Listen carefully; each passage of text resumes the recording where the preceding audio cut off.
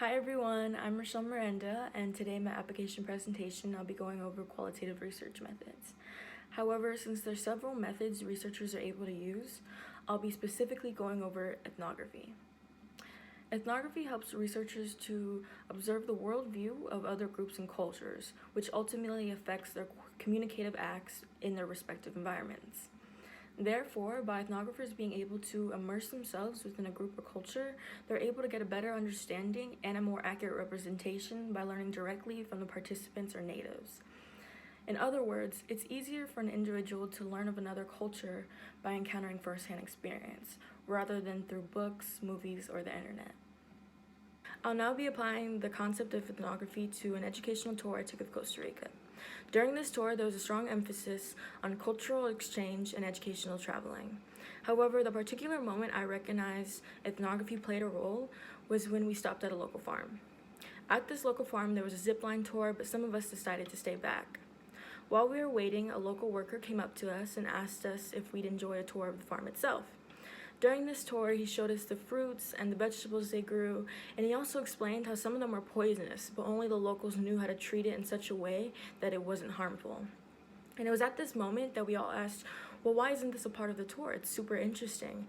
And he explained how they just assumed that tourists wouldn't really care to come to a farm when they're on vacation because they want to see the pretty sights and shop. And this was really when the three of us during this tour felt embarrassed and also ashamed that tourists like ourselves come to beautiful countries like this and don't really learn about the culture.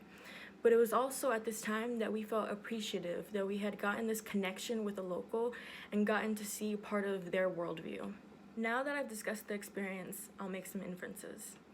From this encounter, I've recognized how ethnography really provides better insight to other cultures. And while our tour guide did an amazing job of providing us with information and showing us around the country, it's actually this experience that I think about the most when I think of my tour of Costa Rica.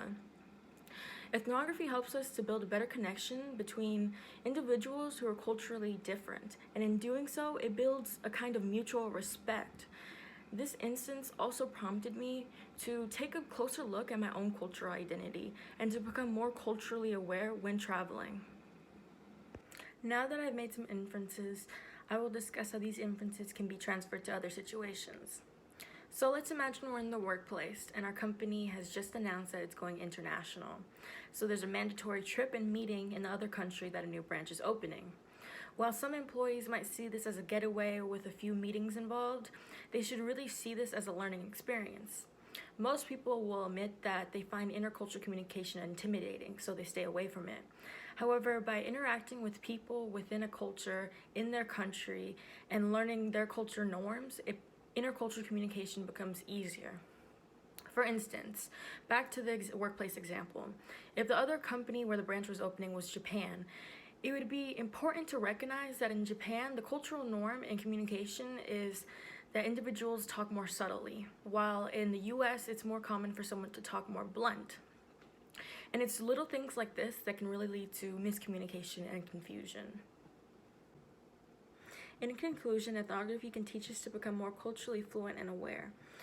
With globalization becoming more prevalent, it's important to start observing and interacting with people of various cultural backgrounds.